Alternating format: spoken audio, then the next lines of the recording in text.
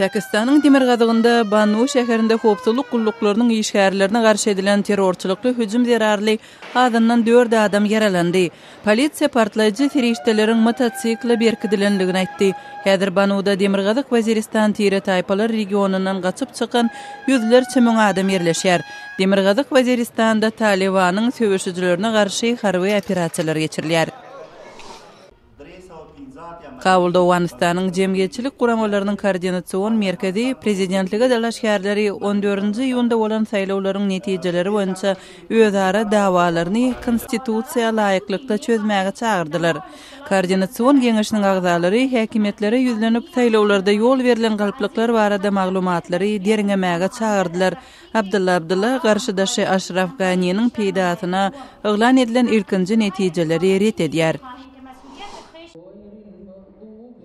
Tatarstanda 3000 awly musulman Ramazan aýynyň dowamynda agzaçara gatnaşdy. Hususy pullaryň hasabyna guralan bu köpçülikliň agzaçar Gazanyň futbol stadionunda geçirildi.